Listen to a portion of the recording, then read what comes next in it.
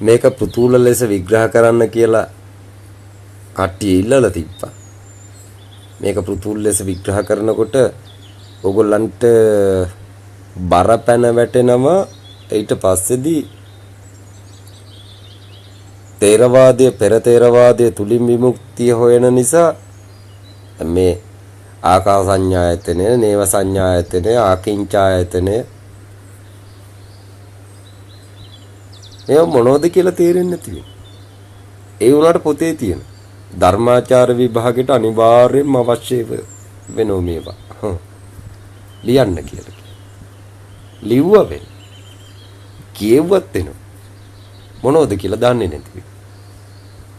දැන් මේකට බැස්සොත් එහෙම සිද්ධ වෙන්නේ මේ මහාචාර්යවරුත් එක්ක රණ්ඩු සරුවල් කරන්නේ. මහාචාර්යවරු දැක්කද ආර්ය අෂ්ටාංගික මාර්ගයේ කෙලවර වෙන තැන. දැන් මේ ආර්ය අෂ්ටාංගික මාර්ගයේ කෙලවර වෙන ස්ථානයට විත් එපාය රහත් වෙන්න. ඒ කියන්නේ සතර මම්ඵල කෙලවර කරන්න එපාය. ඒ කෙලවර කරන්න යන ගමනේදී හම්බෙන ටිකක් කියලා කියනවනේ. අෂ්ට සමාපatti. කෙලවර කරන්න යන කට්ටියන්ට හම්බෙන දෙයක් කියලා කියනවා අෂ්ට සමාපත්තිය. දැන් මේක මීවන පලානේ ස්වාමින් වහන්සේ වගේ මම විග්‍රහ කරන්න ගියොත් අර තරුණ පරපුරට උන්ට හැඳි ගෑවිලාම යනවා. ඇයි මේකේ තියෙන ඥායනුවේ? ඥායනු තේරෙන්නේ නැති වුණාට මේක කටපාඩම් කරලා ලිව්වොත් ධර්මාචාර විභාගේ පාස් කිරීමට හැකියාව තියෙනවා මං හිතන විදිහට. ප්‍රථම ධානයේ ඒක විසුද්ධියද ලෝකෝත්තර මාර්ගයද? ඒක දන්නේ නැතිලු. ဒုတိ ය ධානයේ, තෘතිය ධානයේ, චතුර්ය ධානයේ ඒක ලෝකෝත්තරද විසුද්ධිද කියලා දන්නේ නැති. ඉතින් මේ දෙක ඉස්සෙල්ලා අවබෝධ කරගත යුතුයි. ධාන කියලා කියන්නේත් කුසල් දොරටුවේ ඉඳගෙන පටන් ගන්න එකක් වෙන්නේ. මේ දැන් මම මේ අහන්නේ පටාචාරාව ප්‍රථම ධානයේ වඩාගෙන දාවේ. ဒုတိ ය ධානයේ වඩාගෙන දාවේ. තෘතිය ධානයේ වඩාගෙන දාවේ. චතුර්ය ධානයට සපත් වෙලා දාවේ. පටාචාරා නැති වේ.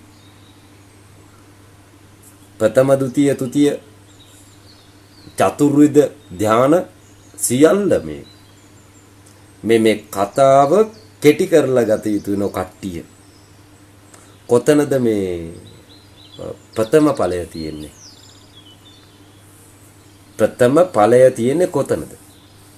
ඒකට එන්න කලින් වෙනව මේවා සඳහන් කරලා තියෙන්නේ. ඒ කියන්නේ සෝතාපන්න වෙන්න යන මාර්ගය තුල ආකාසඤ්ඤායතන, නේව සංඥායතන, නා සංඥායතන, ආකින්චායතන. ආකාස සංඥායතන. ඒ කියන්නේ ඒක පැහැදිලි කරලා දෙන්න කාටවත් බැරිද? ආකාස සංඥායතන කියන එක. ඒක පැහැදිලි කරලා දෙනවා නම් බුදු කෙනෙක්ම පහළ විය යුතුයි. මටත් ඉතින් ටිකක් කියලා දීමට හැකියාව තියෙන හැබැයි අර ධර්මාචාර්යවරුන් කරවුඩ නගින හින්දා ඒ කට්ටිය මට බුදු කරන්න බැරි හින්දා මම මේ පාලි කියන්නේ නැති වෙන. නමුත් මේක ලිහලා දී යුතුයි. කෙනෙක් ඉල්ලලා තිබුණ වෙනව මේ කෙටියෙන් කොහොමද මේ 184 අෂ්ට සමාපatti ලබන්නේ කියලා. ඒකත් අර අපේ පුතෙක් අහපු හින්දා මම අර කෙටියෙන් කියලා දුන්න වෙනවා. මාර්ගඵලයනේ පුතේ අඩු වෙලා තියෙන්නේ. මහත්ඵලනේ අඩු වෙලා තියෙන්නේ. ඔකට එන්නනේ ආර්ය අෂ්ටාංගික මාර්ගය දේශනා කරලා තියෙන්නේ. දැන් මේ සෝතාපන්න වෙන්න කලින් රහත් වෙන්න යන එකක් මේ තියෙන්නේ. සම්පූර්ණ අරිහත් ඵලයට එන වෙලාවට තමයි ෂඩ් අභිඥා බල පහළ වෙලා තිබිය යුතු වෙන. ෂඩ් අභිඥා බල පහළ වෙලා තිබිය යුතු. සෝතාපන්න වෙන වෙලාවට සියලු ඵල පහළ වෙලා සියලු ධාන ලබලා අනේ සෝතාපන්න වෙන්න. කට්ටිය හිතාගෙන ඉන්නවයි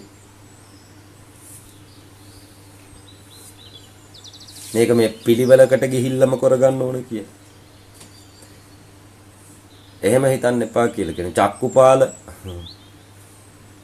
ඔක්කොම අවසන් කරලා නිබ්බාණයද දැකලි වෙලා ඇස් දෙක නිවිලා ගියා. මේ එක ෂණයක් තුල එක මේ කියන්නේ තාප්පර දෙකක් තුනක් විතර මේ සෝතාපන්න සමාපත්තිය විතරයි දැක්කේ. ඒ උනට රහත් උනායි කියලා කියනවා. තනි සෝතාපන්න ඵලය වෙනවා චතුර් ධ්‍යාන සම්පූර්ණ කරලා ආකාසඤ්ඤායතන, නේව සංඥායතන, නා සංඥායතන, ආකින්චායතන මොකක් නැති වෙලා ගියා අපි.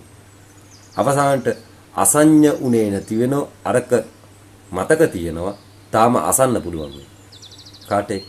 චක්කුපාලට. මං අහන්නේ ඔය රහතන් වහන්සේලා පහළ වුණයි කියලා කියන්නේ ප්‍රථම ධානය, ဒုတိ ය ධානය, තෘතිය ධානය, චතුර්ය ධානය, ආකී සංඥායතන, නේව සංඥායතන, නා සංඥායතන, ආකින්චායතන මේ සියල්ල සම්පූර්ණ කරයින් පස්සේ රහතන් වහන්සේලා පහළ වුණේ කියලා කිව්වොත් ඒක වැරදි වෙනවා. සෝතාපන්න ඵලයෙන් රහත් වෙන කට්ටිය සෝතාපන්න ඵලෙ අර මේ සාමාන්‍ය රහතන් වහන්සේලට මේකේ නේව සංඥායතනෙ කියලා එකක් තියෙනවා. ඒක ලබන්න ලේසි නැති වෙනවා. නේව සංඥායතනෙ කියලා එක. නේව සංඥායතනෙ. නැවත ඒ සංඥාව ගන්න බෑ කියන එක. දැන් ඕගොල්ලන්ට 180 හරහා නිර්වාණය පසක් කරයින් පස්සේ S2 පේනවනම් නැවත නැවත එය ගැනීමට හැකියාව තියෙනවා. නේව සංඥායතනෙ කියලා කියන කවදාවත් එන්නේ නැති එකක් වෙනවා. සංඥාවක් එන්නේ නැහැ කියන එක. ආකාසඤ්ඤායතනෙ කියලා මේක විග්‍රහ කරන්නේ මේ ඔබ අත දාලා කාල් ගෑවෙන් පස්සේ අහුවෙන එක වෙන්නේ. ඒ වගේම මේකේ ආපහු බෙදීගෙන යන එකක් තියෙනවා. ඔන්න දැන් මටත් සිද්ධ වෙනවා ධර්මාචාර්යවරයෙක් වෙන්න. ඊට පස්සේ බ්‍රහ්ම කියන தත්ත්වෙට සපත් වෙනවා කට්ටිය. බ්‍රහ්ම ඒක විසුද්ධිද ලෝකෝත්තරද කියලා කට්ටිය දන්නේ නැහැ. ඒකයි සිද්ධිය තියෙන්නේ. ලෝකෝත්තර පහළ වෙනකම් විසුද්ධිය ධර්මයට තියාගෙන පොත ආචාර්ය පදවියට තියාගෙන ඉන්න විතරයි කියන්නේ. කෘත්‍ය ආචාර්ය පදවියට තියාගෙන ඉන්නවා. ධර්මයේ විසුද්ධියට බාර දීලා තියෙනවා. විසුද්ධිය කියලා කියන්නේ S2 පියාගෙන ලබන ඵල වෙයි. එහෙම නෙවෙයි මේක ලබන්න තියෙන්නේ. ප්‍රථම ධානය, ဒုတိ ය ධානය, තෘතිය ධානය, චතුර්ය ධානය. සතර මාර්ගඵල. සතර මාර්ගඵල වලට හම්බ වෙන ධාන ප්‍රමාණය වේ. ධාන ප්‍රභාස්වරය වේ.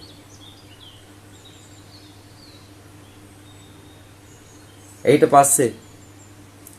පස්සේදී කවුරු හරි උත්සාහ කරමින් ගමන් කරනවා නම් මේ ඇතුළ ඒ කියන්නේ සතර ධාන වලට එන්න උත්සාහ කරමින් ගමන් කරනවා නම් මේක තුල ඔවුන්ට සිද්ධ වෙනවා ආකාසඤ්ඤායතන, නේව සංඥායතන, නා සංඥායතන, ආකින්චායතන කියන தත්ත්වයන් වලට ළඟා වෙන්න. ඔවුන්ට සිද්ධ වෙනවා. ඒ උත්සාහය නිසා වෙන දෙයක් වෙනවා. උත්සාහය නිසා වෙන දෙයක් වෙනවා. සතර වම්පලත් උත්සාහය නිසා ඇති වෙන දෙයක් වෙනවා. ඒ වගේම මම්පල 4 කෙලවර කරන්න ඕනේ කියන නිසා පංච අභිඤ්ඤා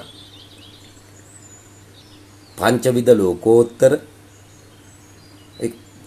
ඔය අභිඤ්ඤා කියන කොටස ලෝකෝත්තර කියන කොටසෙත් තියෙන. ඒ වගේම විසුද්ධිය ඇතුළෙත් ලෝකෝත්තරය කියලා පට බැඳගත් එකක් තියෙනවා. ලෝකෝත්තර කියලා පට බැඳගෙන තියෙනවා. හැබැයි ඒකේ තියෙන විසුද්ධිය වෙන. විසුද්ධිය ඇතුළේ යනකොටත් අර අනේ මේ සතර මාර්ගඵල හම්බ වෙනවා. බුදු වෙන්න තනියම වෙනවා. නිවන් දකින්න තනියම වෙනවා. එළියට ආවන් පස්සේ ඇති නිවනක් නැති වෙනවා. දැක්කේ හිකුත් නැති වෙනවා. මේ අෂ්ට සමාපatti කියන කොටස ෂඩ් අභිඤ්ඤා කියන කොටස ධර්ම කෘතියට විතරක් ආචාර්ය පදවියට ගිහිල්ලා තියෙන මිසක්ක ඔහි ඇත්ත ධර්මයක් නැති වෙයි. ඔහි තියෙන විසුද්ධිය වේ. ලෝකෝත්තර මාර්ගයේ විවෘත වෙලා තියෙන 189 විවෘත වෙලා තියෙන ලෝකෝත්තර මාර්ගය වෙන දැන් ෆික්ස් කරලා බලන්න කියලා කියනවා. ඥායන ට්‍රාන්ස්ලේට් කර කර ඉන්නේ නැතුව ඥායන ටික ට්‍රාන්ස්ලේට් කර කර ඉන්නේ නැතුව මේක හරියද මේ හරියට කිව්වද මෙයා බුදුහාමේ තව බ්‍රහ්මතල 10 බ්‍රහ්ම ලෝක 16ක් තියෙනවා දිව්‍ය ලෝක 6ක් තියෙනවා අපායවල 8ක් තියෙනවා මේව ගැන කිව්වේ නැහැනේ. ඉතින් ඕවට යන්නේ නැතුව මේ ප්‍රායෝගිකත්වය දකින්න කියලා කියනවා. ආකාසඤ්ඤායතන, නේව සංඤ්ඤායතන, නා සංඤ්ඤායතන, අකිඤ්ඤායතන මේ කියන්නා වූ සියලු දේවල් මේ 180 තුලින් පේනවා. මේක පැහැදිලි කරලා දෙන්න ගියොත් එහෙම කට්ටිය ගවේෂණය කරන්නේ පොතේ තියෙන එක තියෙනවද කියලා වෙනවා. පොතේ තියෙන එක නෙමෙයි S2 හරහා දකින්න තියෙන එක. S2 තියෙන සියල්ල. ගෞතම බුදුහාමුදුරුවන්ගේ ඇස්වල තිබුණ කියලා කියනෝනේ. මේ ලෝකේ තිබුණ කියලා කියනවා. පරලෝකේ තිබුණ කියලා කියනවා. මේ ලෝකෙත් පරලෝකෙත් නොවන ඒවා තිබුණ කියලා කියනවා. ළඟට එන හේකුගේ ගාව තියෙන ඒවා තිබුණ කියලා කියනවා. බුදු ඇස තිබුණ කියලා කියනවා. බුදු ඇස තුල ඇස් පහක් තිබුණ කියලා කියනවා. මේව එහෙම විග්‍රහ කරන්න ගියොත් මෙහෙ මහාචාර්යවරුන්ට ඒවත් ඉතින් ලියලා තියෙන්නේ. සමන්ත චක්කු තියෙන වෙනවා. ඊට පස්සේදී අන් අයගේ සිත දැනගැනීමේ බලය තියෙන හැක් තියෙන වෙනවා. 이르දි වලට වෙනම හැක් තියෙන වෙනවා. ප්‍රඥා ඇස වෙනම තියෙන වෙනවා. එකම ඇසේ අර සියල්ල තියෙන බුදුහාමුදුරුවෝ. දැන් බුදු වෙන්න නෙවෙයිනේ ඕන වෙන්නේ. කට්ටියට ඕන වෙන්නේ රහත් වෙන්න. රහත් වෙනකොට අෂ්ට සමාපatti අෂ්ටවිද මෝක්ෂ පංච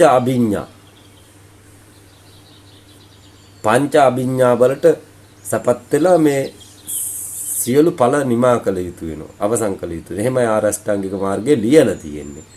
නමුත් මං කියන්නේ චක්කුපාල සෝතාපන්න ඵලයෙන් රහත්. ඊට පස්සේ ඌට ඉතුරුනා කියලා කියන්නේ නේව සංඥායතනේ විතරක් වෙයි. පැහැදිලි? ඉතුරුනා කියලා කියන්නේ නේව සංඥායතනේ. කවදාවත් සංඥාවක් ඇහැට එන්නේ නැතිය. ඇහැට සංඥාවක් එන්නේ නැහැ. නමුත් කනට සංඥා ආව කියලා කියනවා. ඇහැට සංඥා නැති වුණාන් පස්සේ නේව සංඥාව. නා සංඥා. තියනව සංඥාව. දෙකම තියෙන. නේව සංඥා වෙලා තියෙන්නේ ඒ වෙලාවේ චක්කුපාලගේ ඇස් දෙක විතරක් වෙනවා. නා සංඥා කන් දෙක ඇහෙනවා. ස්පර්ශය දැනෙනවා.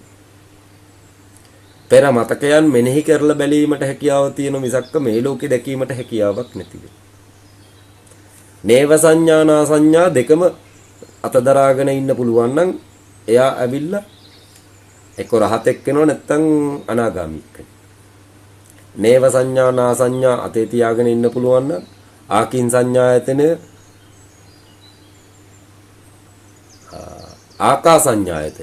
ආකාසඤ්ඤායතනේ පරිපූර්ණ කරපු කෙනෙකුට නේව සංඥා නා සංඥා ඒ කියන්නේ ගන්නත් හැකියාව තියෙන නොගෙන ඉන්නත් හැකියාව තියෙන. දැන් චක්කුපාලට නම් ගන්න නම් හැකියාව තිබුණ නැති වෙනවා. නොගෙන ඉන්න හැකියාව තිබුණ වෙනවා ඇසට විතරක්. නමුත් කනට ගැනීමට හැකියාව තියෙනවා. ඉතින් මේවා සියල්ල සම්පූර්ණ කළා ආර්ය අෂ්ටාංගික මාර්ගය කෙලවර කරලා යුතුයි කියලා පොතේ ලියලා තිබුණට පුතේ උඹලා තාම මේ කුසල් දොරටුව තියෙන පැත්තක්වත් දැක්කේ නැති වෙනවා ප්‍රශ්න කරන කට්ටිය. සමහරක් කට්ටිය ප්‍රශ්න කරන්නේ මේ ඥායන ටිකත් අරගත්තා නම් අපිට තේරවාදී ත්‍රිපිටකය පෙරලන්න තිබුණ කියලා හිතාගෙන මගෙන් අහනෝරේ. මම ඕක කියලා දෙන්න එපා අලුතෙන් පුතේ නේ. පිළුන් නොවිච්ච ආකාරයට පෑ මං කියලා දෙන්න. පෙර නොඇසූ ආකාරයට පෑ කියලා දෙන්න. පෙර අහපුවම අහනවා නම් ඒක ඉතින් මේ බුදු කෙනෙක් කතා කරන එකක් නෙවෙයිනේ. සම්බුදු කෙනෙක් කතා කරන එකක් නෙවෙයි. පෙර අහපු එකම මගෙන් අහනවා. අරක තියෙනවද? දැන් ওই තථාගතවරුන්ට සිද්ධ වෙන්නෙම ඕක වෙයි. කාශ්‍යප බුදුහාමුදුරුවන්ගෙත් ඔය ටික ඉතුරු වෙලා තිබුණා. ප්‍රශ්න කරේ ඒක වෙනවා. ඒකට පිළිතුරු දෙන්න ගිහිල්ලා තේරවාදය හැදුන මිසක්ක නැත්තම් තථාගතයන් වහන්සේ කෙනෙකුට ඒ කියන්නේ ලෙහෙසි වෙන්නේ ඇසිපිය දෙපිය අතරට ගෙනල්ලා සමස්ත රටම ආර්යභාවයට පත් කිරීම වෙන જાතියෙම. ලෙහෙසි වෙන්නේ ඒක වෙයි. අරක හරි අපහසු කාර්යයක්. ඇයි ආචාර්යවරු විමානේ වෙන? අරවට දැන් තේරවාදී ත්‍රිපිටකයට පිළිතුරු දෙනවා නම් බයිබලයටත් පිළිතුරු දෙන්න ලෑස්ති විය යුතු වෙනවා. භගවත් ගීතාවලියටත් පිළිතුරු දෙන්න ලෑස්ති විය යුතු වෙනවා. ඇයි හීනයානික ධර්මනේ සේරම. සේරු භක්ති ධර්ම සේරු හීනයානික ධර්මනේ. තේරවාදී ත්‍රිපිටකයේ විතරයි තියෙන්නේ රහතෙක් හිටියේ කොහොමද කියන එක. මගපලයට ආවේ කොහොමද කියන එක. අෂ්ට සමාපatti හරහා පංච අභිඥා හරහා චතුරාර්ය සත්‍ය කෙලවර කරා කියලා තමයි තියෙන්නේ. එඳා ඕක තියෙනවද කියලා තමයි අහන්නේ. සම්බුදු කෙනෙක් පහළ වුණත් අහන වෙනවා. ආයේ පිළිවෙලටම තියෙනවද? පිළිවෙලටම කියනවද කියලා අහනවා. කියනවද ලියපු එක මේකේ තියෙනවද කියලා අහනවට වැඩිය මහත්ඵලය ලැබලා තියෙනවද කියලා මට අහන්න සිද්ධ වෙනවා. මම මහත්ඵල ප්‍රධානය කරන්න ආපු කෙනෙක්. ට්‍රාන්ස්ලේට් එකත් අවශ්‍ය වෙනව නැත්තේ නැතිව. හැබැයි ට්‍රාන්ස්ලේට් එක දන්න කෙනාට ඒ තියෙන විදිහට කියලා දෙන්න අවශ්‍යතාවයක් නැතුව කෙලිම මහත්ඵල ලැබෙන ආකාරයට කියලා දීමට හැකියාව තියෙනවා. මං අහන්නේ පළවෙනි ධ්‍යානයට සපත් උනේ පටාචාරාව කොතනද කියලා. ඒ පළවෙනි ධ්‍යානයට සපත් වෙන තැනම චක්කුකරණීය සම්පූර්ණ වෙනවා එතනම එක තැන. ඥානකරණීය සම්පූර්ණ වෙනවා එතනම. ඒ ඉදිරියට යන්න තියෙනවා. උප සමාය ඒ කියන්නේ තමන්ගේ නොවන උප කාගේ හරි දෙයක් තමන්ට ලැබෙන උපසමාය අභිඥාය අන්න බොල ඒකේ තුල තියෙන අන්න තියෙන ඉතින් ආර්ය අෂ්ටාංගික මාර්ගය වෙනම විග්‍රහ කරන්න ඕනද කියලා අහන අන්න අභිඥාය තියෙන ඊට පස්සේ සම්බෝධාය තියෙන මේ සෝතාපන්න සමාපත්තිය ඇතුලේ තියෙන හොඳ සම්බෝධාය ඊට පස්සේ නිබ්බානාය නිබ්බාණය තියෙනවා කියලා කියනවා. නිබ්බාණය කියන්නේ පිරිණිවෙන්න සුදුසුකම් ලැබෙනවා කියලා කියන එක ඇතුළේ. නිබ්බාණාය සම්බස්සති. සෝතාපන්න සමාපත්තිය ඇතුළෙන් කවුරු හරි මිදුනොත් ඔහු අෂ්ටවිධ සමාපatti පංචවිධ අභිඤ්ඤා පංච අභිඤ්ඤා පංචවිධ ලෝකෝත්තර බල සත්‍තිස්පාක්ෂික බෝධි ධර්ම ඔක්කොම සම්පූර්ණ කරලා සෝතාපන්න සමාපත්තිය ඇතුලෙන් කවුරු හරි නික්මෙනවන එතනින් එහා පැත්තට. එයා යන්නේ සියලු දේ සම්පූර්ණ කරලා රහත් වෙලා වෙන්නේ. ඒ වුණාට දකින්නේ සෝතාපන්න සමාපත්තිය විතරක් වෙන්නේ. ඔය සෝතාපන්න සකු르දාගාමි අනාගාමි අරියත් කියන ඵල හතරෙම තියෙන සෝතාපන්න සමාපත්තිය. එකම සමාපත්තියක් තියෙන. අර සම්පූර්ණ ලෙස රඳවා ගැනීමට තමයි හතර සම්පූර්ණ කළ යුතුයි කියලා කියන්නේ. ඕක එකෙන් සම්පූර්ණ කරන කට්ටියනේ. චක්කුපාල සම්පූර්ණ කරන්නේ එකෙන් වෙයි. ප්‍රථම ධානයේ සේර කරලා අවසන් කරනවා. ප්‍රථම ධානයෙන් රහත් වෙලත් අවසන් වෙනවා. කාටවත් බැරි තැනටත් ඇවිල්ලා අවසන් වෙනවා. කාටවත් බෑ. නිබ්බානාය සම්බස්සති කියන තැන ජීවත් උනේ තථාගතයෝ සහ චක්කුපාල විතරක් වෙයි. නිබ්බානාය සම්බස්සති අතේ තියාගෙන ජීවත් උනේ ඒ දෙන්න විතරක් වෙයි. ඒ බුද්ධ සභාවේ 80 මහා ශ්‍රාවකින් අතර ප්‍රබලම කෙනා කවුද කියලා හො චක්කුපාල වෙයි. එයා මේ චක්‍රාවාට භ්‍රමණය නතර කරා කියලා කිව්වා. බුදුහාමුදුරුවෝ ඒක තේරවාදය තුල දේශනා කරලා ඇති කියලා කියනවා. ආනන්ද කියලා ඇති කියලා කියනවා. මෙන්න මෙහෙම දෙයක් සිද්ධ වුණා ඒ චක්කුපාලගේ හිස භික්ෂුවකට පෑගිලා චක්කුපාලගේ කකුල හරහා භික්ෂුවගේ හිසක් පෑගිලා එහෙම වෙලා තියෙනවා. චක්කුපාලට පේන්නේ මෙච්චර වහම්පත්තු කොල්ල තියෙද්දි අන්ධෙක් වගේ ඇවිදින කාල කන්ණියගේ හෙට එලි වෙන්න කලින් තෝගේ ඔළුව කියලිවිලා මහා සාපයක් කරනවා.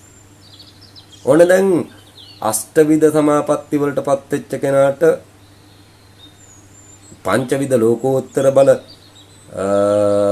දැක්ක කෙනාට රහත් වෙච්ච කෙනාට නිබ්බානාය සම්වස්සති කියන තැනට ආපු වෙලාවක මරණය පතනවා එකෙක් ඉඳගෙන. හෙට එළි වෙන්න කලින් තෝගේ ඔළුව හත් කඩකට පැලියම් කියලා කියනවා. හතකට පැලියම් කියලා කියනවා. බුදු අම්මේ කරන සාපේ. අරකට එක්ක ඇක්සෙප්ට් වෙනවා කියලා කියනවා. ඒ කියන්නේ ඒකට කැමති වෙනවා කියලා කියන්නේ චක්කුපාල මහරහතන් වහන්සේ. මරණය ඉල්ලගෙන ඇවිදින කට්ටිය. ආර්ය අෂ්ටාංගික මාර්ගයේ කෙලවර කරපු කට්ටිය. දෙනම නම් ගන්න ඕන මරණය. අන්න ඒකේ උප්පරිම තැන සාරිපුත්‍ර හොයනෝ පරිණිරවාණයට යන්න. නමුත් පරිණිරවාණයට කිට්ටුම කෙනා කවුද? චක්කුපාල මහරහතන් වහන්සේ. චක්කුපාල මහරහතන් වහන්සේට S2 පේන්නේ නැති.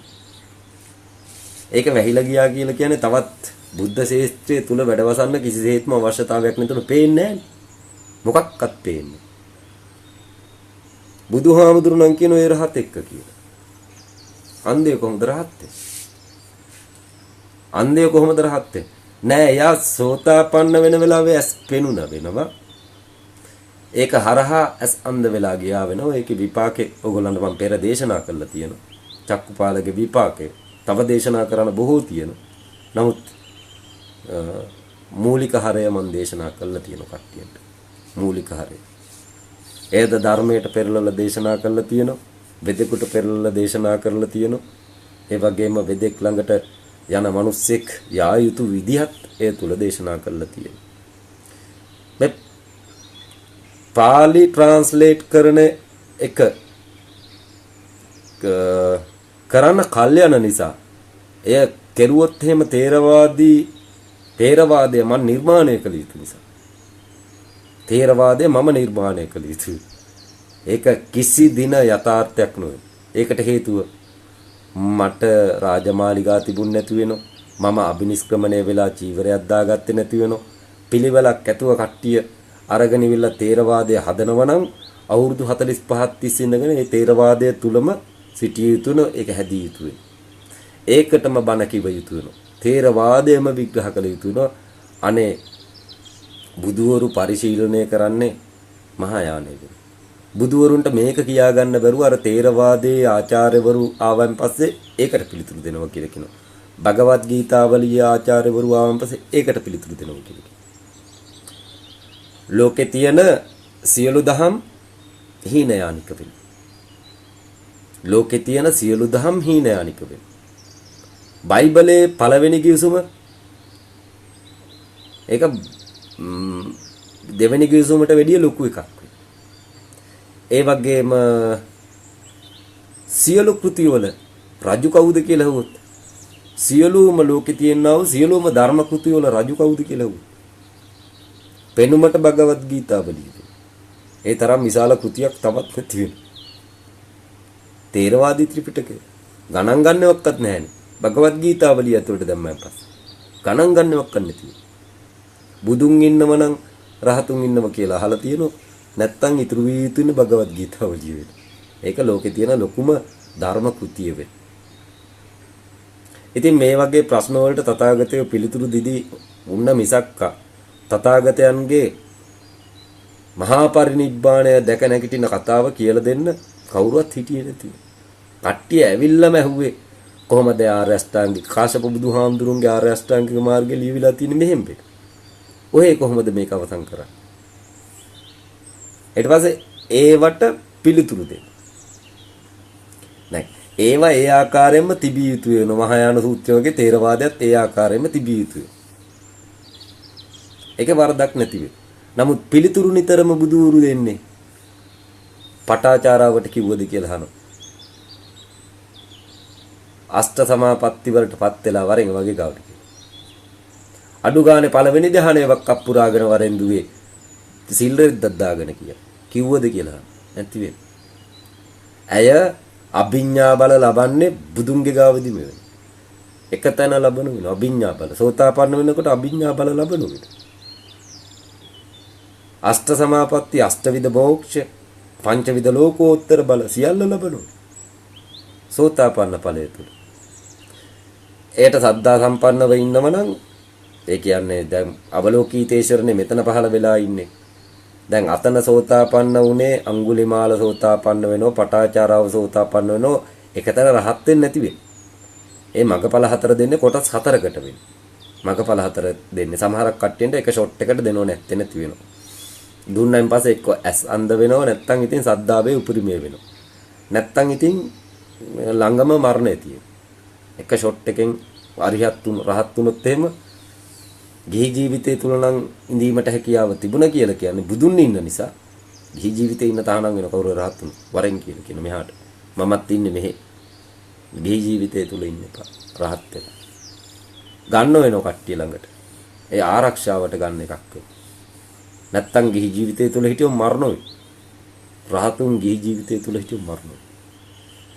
දැන් මෙතන ඔක්කොම ගිහියෝ සිටිය යුතු වෙනවා. රහත් කියන එක පහත් දෙයක් වෙනවා. මගෙත් එක්ක. රහත් කියන්නේ පහත් දෙයක් වෙනවා. ඒකට හේතුව අර මගපල හතරක් ලබන්න ගියපු එක පළවෙනි මගපලය තුල තිබුණ නැද්ද කියලා. ඇයි හතර පාරක් පන්සිල් ගත්තේ කියලා. හතර පාරක් ඒකට උත්සාහ කරේ කියලා. එකපාරෙන් නතර වෙන්න බැරිද කියලා.